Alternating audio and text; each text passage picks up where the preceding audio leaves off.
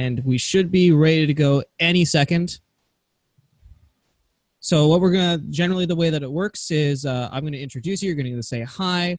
I'm going to introduce the sponsor, which is evidently you, and then we will give you for about 5 minutes to say, hey, you know, a little bit of background, how you got into this, and then we'll be able to go. Cool? Cool. Sounds good. All right. So let's give it a go in 5, 4, 3, 2, 1. Welcome back, everybody, to the WP-Tonic show. My name is Adrian. Jonathan, unfortunately, is experiencing some serious technical difficulties and will maybe be joining us in a moment. We'll see, no promises. But today I am joined by a lovely guest, Brian Jackson, who is the CMO of Kinsta, who is also evidently the sponsor of today's episode. Why don't you just say quickly, hi, Brian. Hi, yeah. Thanks for having me. It's been I've been on here once before, but it's been a couple years, so I'm glad I could get back on here. And it's lovely to have you back. And Brian, who is the CMO for Kinsta, who's also evidently the sponsor.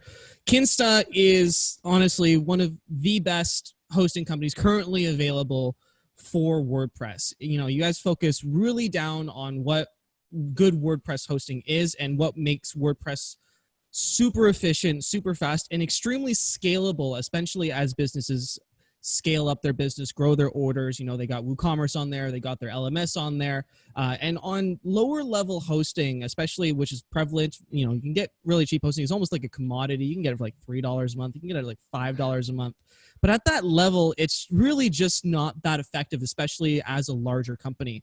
So if you're currently growing your business is growing, you need to go get yourself on a premium solution, a company that has 24/7 dedicated live chat support in order to be able to solve your problems when you have them, an extremely experienced technical support team in order to make sure that your site is optimized to the T so that your customers, while browsing your site, have the best possible user experience.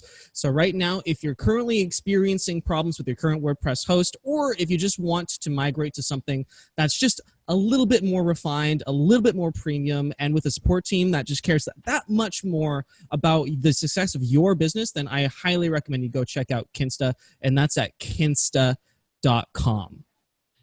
So again, I'm here with Brian, and we're going to be talking a lot today about content marketing. It seems almost like there's just so much noise and so much market saturation and just so much content available now, because it's coming out from all ways. It's coming out of you from Instagram, it's coming at you from Twitter, LinkedIn, Facebook. And, you know, we were talking a little bit ahead about, or a little bit before the show started, about you come from both a background of content marketing for yourself and as a background, or you also have a lot of experience doing content marketing for a large company like Kinsta. So why don't you just share with us a little bit about your background of how you got into content marketing in the first place and how you do, and your strategy surrounding that. And we'll see what we can come up with in order to help people who are currently struggling with their own content marketing and hopefully allow them to develop a new strategy to get them heard. Sure. Yeah. So a little background, I guess, about me is, I guess if you go all the way back to even back to high school, I just liked internet marketing. When I figured out you could make money over the internet, like it was like the coolest thing ever to me. And ever since then, I've been always, you know, doing different little projects online to flipping websites, doing affiliate marketing, all these different types of things to try to make money online. And it always revolved around content for me, it seemed like. So it always came back to like writing something, like whether it was an advertisement, whether it was a blog post. And so, you know, just over time, it seemed naturally I was just writing more and more and more. And so I finally kind of grew to love writing, I guess you could say, because I didn't go to school for writing. I never think of myself as a writer either, even though I do a lot of writing. But yeah, it's just figuring out that you could write content, you could figure out how to rank it on Google, and then you could make money from that. So like just that, if you put it as simple as that, like that, I just love that fact. Even today, it's a lot more complicated today than it was when I first started doing this stuff.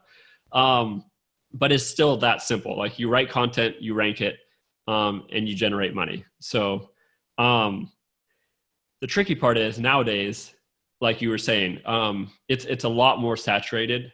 And one thing that we probably want to dive into a little bit is like multilingual stuff. That's something that's has been working really well for us. And I know I talked with a few people at WordCamp US about a month ago, and a lot of people aren't diving into the multilingual stuff, partially because it does take a lot of work, or maybe you're not that tech savvy, and so you might be a little scared off about how do I do this, because you do have to know how to do everything correctly. But there are plugins like Wiglet, and hopefully I'm not mispronouncing that name, but and a bunch of multilingual translation plugins that make it a lot easier than it used to be, like even like 3 years ago. So let's start with, because it is so saturated and there's so much content available. And one of the things that businesses think that they really need to be is original because the content is so saturated. So I'm wondering, is there a certain area, or how do I want to put this? When you start writing content, what part of this biggest struggle is, struggle number one is, what content do you write? Do you have a strategy or something to choose, or do you have like a go-to system for deciding based on whatever your business vertical is to what content should you be focusing on and actually putting effort into? So the content that has always worked well for me, like even on my own projects, and with Kinsta, is always writing like how to solve problems. So tutorials is just like still the number one thing in my opinion that really people are searching for. Like if you think about it, like if you go to Google, most of the time you're trying to solve a problem. How to do Yeah, X. exactly. Yeah, how to do this. Even if you're looking for a product, you're still technically at some level trying to solve a problem. You're just looking for what product can solve it. Right. So it's always about, people are looking how to fix this problem, how to solve this issue. And so tutorials, I think, are still, in my opinion, the number one thing that do well on Google. I think another thing I've seen a lot lately, and I've already seen it getting quite saturated, but that it seems to do pretty well, is like statistical posts. So that posts that have a lot of stats and case studies stuff like scattered throughout them. People for some reason love to share that kind of stuff on Twitter. I do myself, so I'm probably part of the problem. Can you give us an example of what that would look like? Yeah, actually I'll just give him a shout out because I actually have it up in my browser at the moment. Growthbadger.com. It's just a blog, but he just published a post that called 100 plus great content marketing examples and ideas.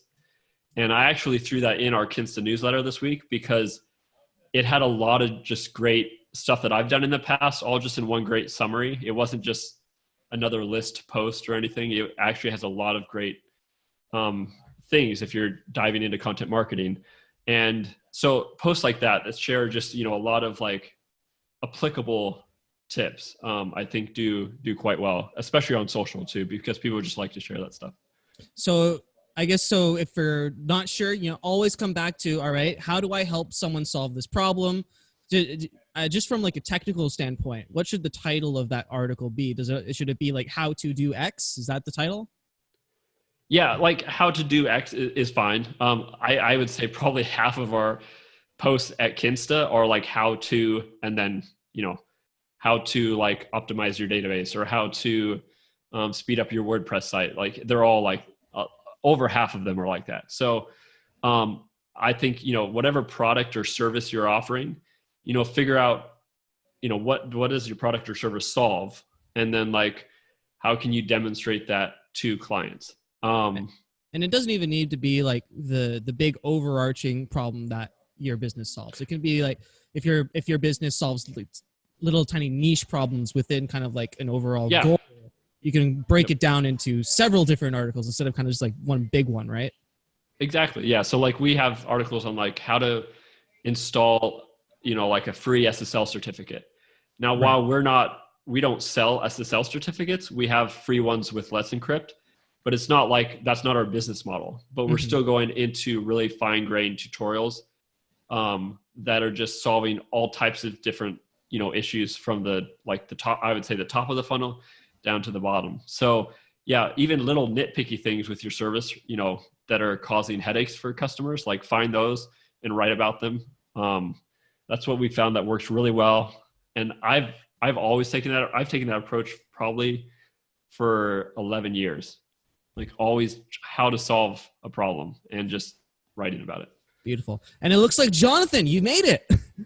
Sorry, listeners and viewers, I had a few technical problems, to say the least, this morning, but I think Adrian's been doing a great job. Awesome. Well, why don't we throw it over to you then? So we're currently talking about content marketing, just to catch you up. I'm not sure if you heard the rest of the podcast so far, but we're talking about content marketing. We just finished up how if you're new to content marketing, or if you're about to start content marketing, what kind of content is really successful at sort of getting you into the noise and defining kind of like what you're going to be tackling, so you can have some ideas about how to start. So I think we should probably move into, at this point, how do you actually get your content noticed? Now that you have the content, the next step is actually putting it in front of people. So how are we doing for time, actually, Adrian? Are we getting close to our break? We have about 5 minutes because we started a little bit late. Oh, yeah, sure. Right. Go on, off you go, Adrian. You can go. No, I'm interrupting. I apologize. That's okay. So let's talk about, now that you have the content, you've written 10 or 12, let's say, how-to articles. You're ready to solve some people's problems. How do you get people with those problems in front of your content? Sure. Yeah. So two things with that too that I want to mention is, because I see this problem all the time, is even if you're going with like little nitpicky things to solve issues, I always say focus on the quality over the quantity. So whatever it is, just make sure you have enough quality content in these articles, because, and that goes to my second point, is don't stop too early with your content marketing, because it's really a long-term play. And I see so many business owners, like they'll launch, their content marketing strategies, and they'll stop in like 4 months after they don't see anything happen. It's like, you can't like go out into your backyard, plant like flower seeds, and then the next day go to the backyard and expect there to be a flower. It doesn't work. Exactly. Yeah. And today, now it's probably, I'll be honest, I haven't launched a brand new project, for probably a couple years now, because I'm so focused on my existing projects and Kinsta. And so, it probably is taking even longer today when you start something than it was if you launched something 5 years ago, just because of all the saturated content on the market. So, I would say, like, don't expect to see anything for 6 months. I know it's hard to hear that, but just, put content marketing as part of your strategy. Make sure you're focusing on the quality and are consistent. And then just over time, make sure you're tracking things too. I think that's another thing people don't do. They don't always track their progress. Because when you talk about like, how do I get it out there? The first thing you want to do is have tracking tools in place to know if it is even getting out there. Right. Do you have a recommendation for a tracking tool that might help? Yeah. So a couple tools I use. Google Analytics obviously is one I still use today. And then I use Ahrefs on a daily basis. That is very expensive for small business owners. So if you can't afford that, another great alternative that's cheaper is KW Finder is another one. But that will allow you to, you can literally put in any blog post on the internet and see what keywords it's ranking for, including your own.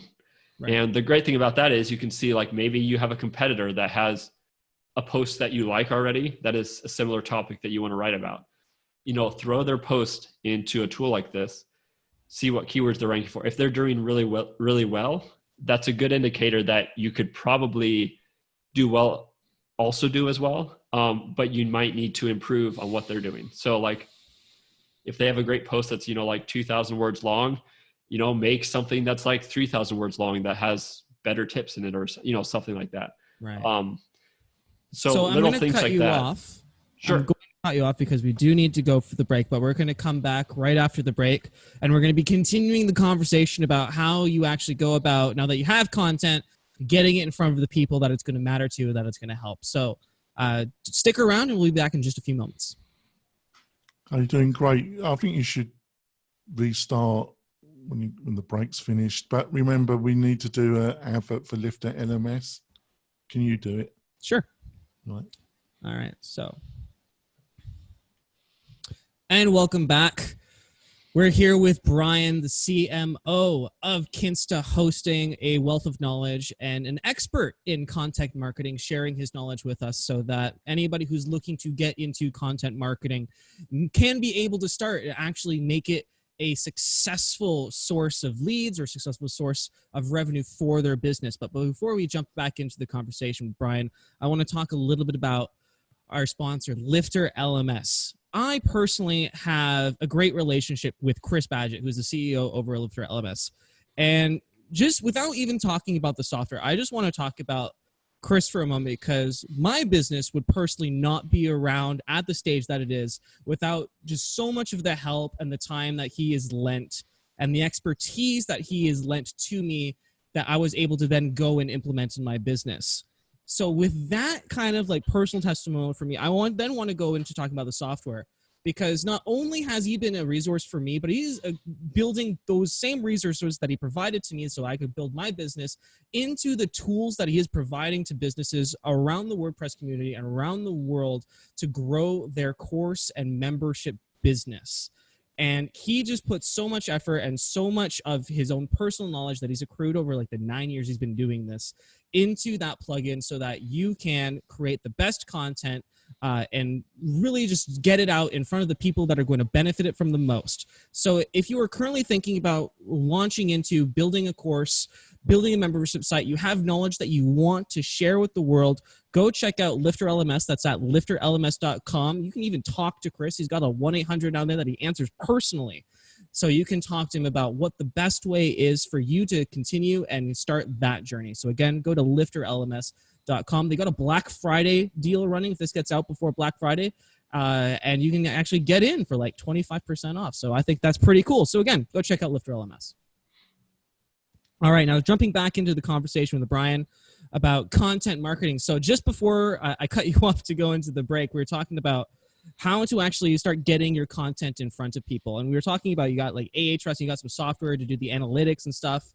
Let's talk a little bit about the different channels that you actually use in order to publish that content. Because, you know, they always say like the money's in the list, right? You need a certain audience of people. Where do you go to get that audience? Is there like, do you go to Facebook? Do you go to Twitter? Do you do just all of the above?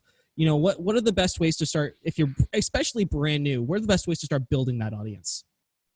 So I think you have to first do a little research, at least based on your own industry, to see like which networks do the best.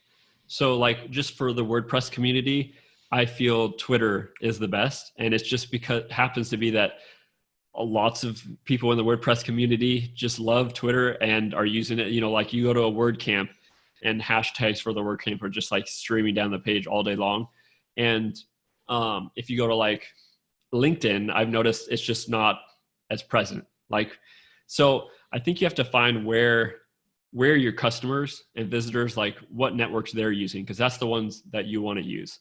So yeah, for WordPress, I think Twitter does great. We use Twitter extensively at Kinsta. Like it's something, I have TweetDeck up with like a whole bunch of different columns of streams that like it never closes in my browser. And, you know, but I know a lot of other people have great success with like Pinterest boards, which I've never figured out. Like I don't even understand how that works or how to drive traffic and make money from that. But I think it really depends on what you're trying to sell, and then figure out which of those networks your customers are using on a daily basis. So it's just about finding out where your audience is and then going to where they are. Yeah. And the only way you can really do that is just to dive into each one and start start throwing stuff out there and see what's happening. And over a couple months, see like if you're getting feedback from one, like maybe that's, roll with that channel and see how it does. So let's say you find where your audience is. Let's say you mentioned Twitter. So let's just go with Twitter as an example. You found your audience on Twitter. That's where they're hanging out. How do you start to engage with that audience on that platform? So yeah, the first thing is, I think the important thing is to create conversations, I think. If you're just like tweeting and just like doing a couple hashtags and just tweeting your own stuff, Just blasting out content. Yeah, you're never going to get anywhere. Like you really need to start following people, start like hopping into conversations and engaging. Like, and it sounds like a lot of work, and it is a lot of work. So but the people that are successful at social media, like they're actively spending time on those platforms to make it successful. They're not using any of these automated tools and then just stepping back and doing something else. They're actively involved in the conversation. Exactly. Yeah. And I'm biased because I love Twitter so much. Like I've actually signed up enterprise customers for Kinsta over Twitter DMs, completely over DMs. Really? And I've met awesome people in the WordPress space for coffee, like here in Scottsdale where I'm at, like just over DMs. We're like, hey, let's meet up. And they like DM me. So there's so many things you can do with social networking that I think a lot of people don't take advantage of. I use it for, creating conversations. I even use it for like meeting our current clients. Like I tweet out sometimes if any Kinsta clients are in the Scottsdale area, tweet me, let's meet up for coffee. Cause I love to just meet like some of our current clients. So there's so many different ways you can take advantage of social media to make it work for you. And then of course it's like content marketing. Over time, you'll slowly start growing engagement and followers and all of this stuff. And so you get to the point where you'll see just more things happening on your own Twitter account, like over time. So as you start to engage in the conversation, you can create, just as using Twitter as you engage in the conversation, you be an active contributor and start helping people. Your audience grows, the follower count. And then when you start kind of like tweeting, hey, listen, I just wrote this article about how to do X topic, that's when the actual juice of it starts to kick in and you start to get a little bit of traction as far as your actual content piece goes. Exactly. Yeah. And I always try to keep a ratio of like 3-to-1. Try to. I know so I'm not always good about that. Some days it's just so busy I'm just like tweeting stuff. But ratio so like, for what? Like 3-to-1. So like 3-to-1. I try to share like more third-party content than I am sharing of my own content. And I found that just works. I'm sure everyone has kind of their own ratios that they try to keep. But I always try to share interesting things that are like happening in the WordPress space, or it'll depend on, what industry you're in, but things that are happening that your customers might be. So it doesn't always just need to be all about you, right? You can just, as part of the conversation, you need to go find other people and contribute to their conversation. Yeah. And I think that's a big part of social media. Like I would never just share your own stuff. It might work, but I wouldn't try that. I think you need to take advantage of some of the other content marketing that people are putting out there because it's so saturated to help create engagement on your own social media. So beautiful. Jonathan, do you want to be part of, speaking of conversations, do you want to be part of this conversation? Yeah, I've got a question for Brian. So what's your views on YouTube and how are you fitting YouTube in with your content marketing strategy for Kinsta? So that is a great question. And I'm actually glad you brought that up because we are just about to launch our YouTube channel. So you heard it here first. Yeah, I can't say, and I actually don't mind throwing this out there because we were about to just send this out over social. If anyone's looking for a YouTube job, we are actually going to be looking for someone. So. Oh, you just found him. You just found him. Don't I'll do that for Kinsta. So I don't have any great, this works great for YouTube because to be honest, it's one of those channels that I'm literally just going to start learning myself. So when you come back next year, we're gonna deep dive into it, right? Yeah, I'm sure I'll have this doesn't work, this does work. But I can tell you a few things that I asked some people at WordCamp US about their YouTube strategy because I was trying to get some ideas going since I haven't used it myself. And a lot of them said they're having a lot of success with YouTube. And I think a primary reason is because it's one area at least if you're in the WordPress industry, that's a lot less saturated than WordPress content like in Google. Right. So, it depends on your industry. Look to see what's on YouTube, and how many videos there are about certain topics. But if you go to YouTube right now, there's a lot of gaps in the WordPress space on there. And so, we're obviously going to try to take advantage of that. I know a lot of other WordPress YouTubers are like starting up this year. I've seen a lot of new ones pop up. And so I think it's one area that's just a lot less saturated. So probably have some success there for a couple of years. And hopefully, by then you're at a level of, traffic and stuff that even after it's saturated, you can continue to see some growth. Beautiful. And I think we're actually just approaching the end of the show. Jonathan, do you want to do the end bit? Yeah, sure. Sorry for the technical problems, folks, but I think Adrian's done a fantastic job, and obviously Brian's a friend of the show, and obviously the support of Kinsta is most welcome. They've been a great sponsor of the show. Hopefully you feel that I've been doing a great job saying the merits of Kinsta. I've been doing my best, Brian. And I think it's been a great show, and hopefully Brian will join us next year to tell us about his success stories around YouTube. We'll be back next week where we'll hopefully have another fantastic guest, or we will have a fantastic guest, giving you knowledge and practical insights to make your business more successful in 2020. We'll be back next week, folks. Bye. On to some bonus content. Is that okay, Brian? Yeah, sure. So, what was I going to ask? I had a question. It's gone out of my mind. Have you got a question? Adrian? I do, actually. So just before we actually started the show, we were talking about, so you used to do like a lot of the own content marketing yourself. You were like super heavy into writing, doing it all. But as the CMO of Kinsta, you've transitioned into a role that's a little bit more managerial, a little bit more top of level. Now, a lot of people who are also scaling their businesses struggle immensely with passing on the required knowledge to fulfill on the content marketing strategy. And you seem to have done that rather successfully. So do you have a strategy, or do you have any tips for people who are trying to transfer that knowledge down so that they can focus on vision, mission, purpose, and leave other people to do the actual kind of like implementation of the strategy? Yeah. So I don't mind sharing our structure, because I've shared it before, like on other podcasts too, as we've kind of grown.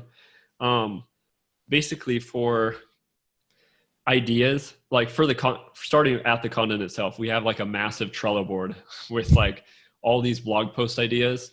And we use a tool like Ahrefs to look up like how much search volume there is around certain topics and keywords. Like we still do a lot of keyword based stuff, which some people will say keywords are dead, but you can still do both. You can write SEO is dead and still look at the volume. Yeah. I see that all the time now, and it's so SEO has died 13 times. But you can definitely like write. I always say like write smarter, not harder. So like do both, like write for the user, but also look up to see how much search volume's there. Like if, and focus on the ones where there's just a lot of opportunity. So we have a massive Trello board with all that stuff. I'm still involved in the Trello stuff a lot, but not in the writing. So as far as like what's coming down the pipe, I'm still involved in that area of it. And when I find things, new topics and search volume opportunities, I throw those on the Trello board. And then we have a chief content editor. And he's basically the guy that he handles all the queuing and organization and scheduling for the content calendar, all the stuff I actually sucked at when I did it. I'm more of a like stay up till 2 a.m. like, okay, it's ready to go. I'm done. And he has stuff like published 2 to 3 weeks out in advance. I was like a day-to-day kind of person. So this sounds like a great article. Let me spend like an hour writing it right this second. Yeah. I think as you grow too, for businesses, you'll find I found like where my strengths and weaknesses are. I'm not an organized person. I've discovered that as we've grown Kinsta, and I will never be. It's just not in my nature. Like I'm always like bang things out right away, get in my groove and like do it. That's just the type of person I am. And so this guy is very, very organized. And if I was to give advice to anyone, if you're needing someone to take over your like helping with your content so you can step back, find someone that is very, very organized, like, and just like lives and dies by their calendar dates, and like they don't want to rearrange things because they have everything in a certain order. Like, it's very helpful to have someone like that. And I've had to learn to like let go of some of the reins a little bit, which was hard. But I think as you grow, you'll find that you can be very successful if you take a more organized approach and stuff like that.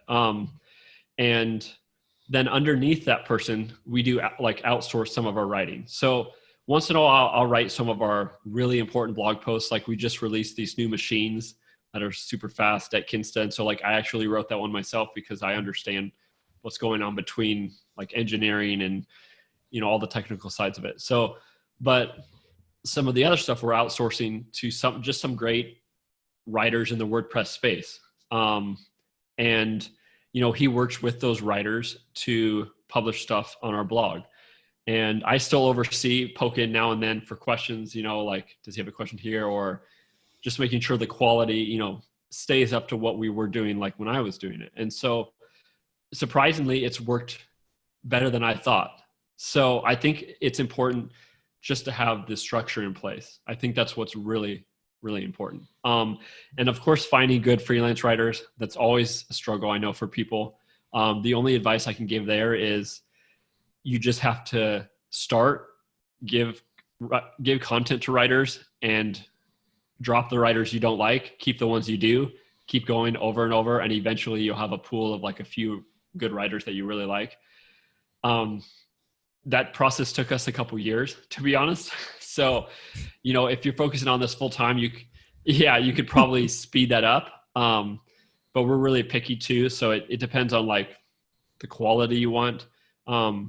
Surprisingly, WordPress is a massive space, but in my opinion, there's only a few really, really great freelance writers. So it's interesting. And I feel like this is similar in other industries. It's just hard to find good writers. So, if you find someone, don't let them go, or even like figure out a way to, maybe you're growing fast and you can hire them full time, like as just a full-time writer as part of your marketing team. So things like that. Never underestimate the power of a good writer. I'm a little biased because the power of written content is very, very powerful still, even though you have all these other mediums like YouTube and Instagram live stories, all this other stuff now, but content is still just super, super important. Mm-hmm. Yeah. I've got a question. What's your, one of my goals in 2020 is refocus. Well, I haven't focused really at all on it, but really focus on email marketing and build a substantial email list for the WP-Tonic brand and podcast.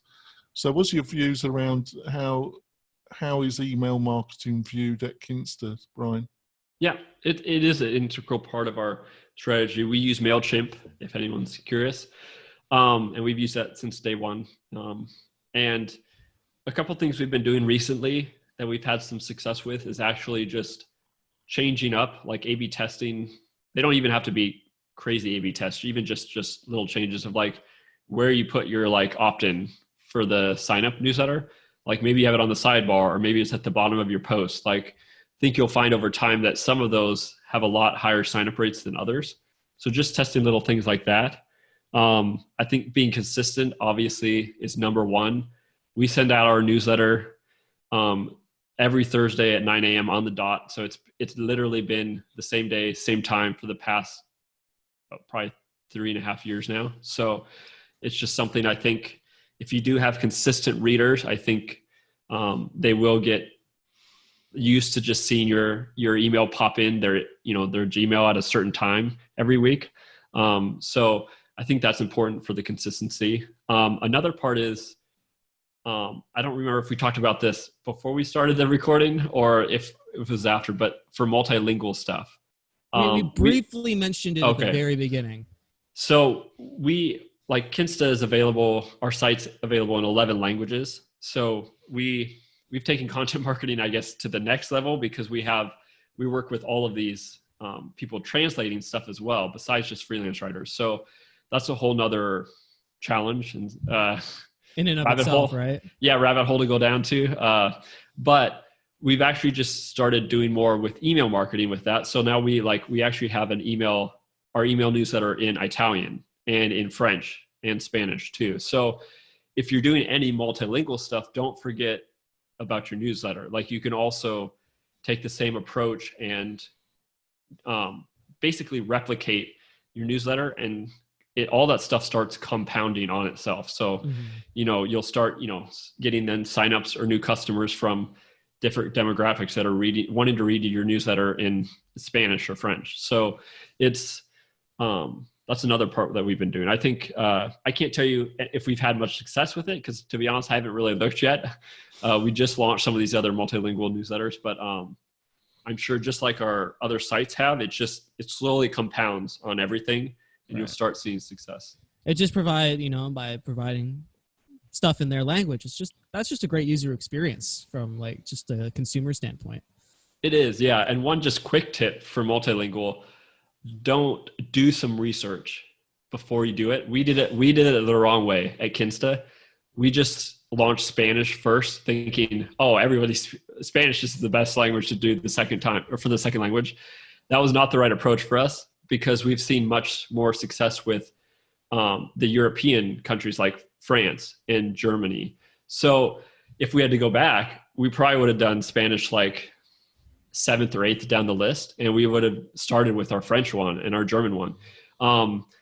So do research, like in your community, like look at your current customers. Like, do you have a lot of, customers in France? Like do a lot more data research before you just say, hey, let's just start with Spanish. So that was a mistake we made. And know your demographics. Know your demographics. Yeah. Yep. Know your demographics. I think you better wrap it up, Adrian. And thanks, Brian. It's been fantastic talking to you again. Yep. Pleasure to be here. I want to thank everybody for listening to the show today. If you want to find out more about what Brian is doing over at Kinsta, you can go to kinsta.com, sign up for the newsletter, and see the content marketing strategies that we've actually just talked about over the course of the past 45 minutes in action. If you're interested in learning about how you can do a little bit of email marketing directly from your WordPress website, you can go to groundhog.io to find out more about that. Thank you, everybody, and we will see everybody next week.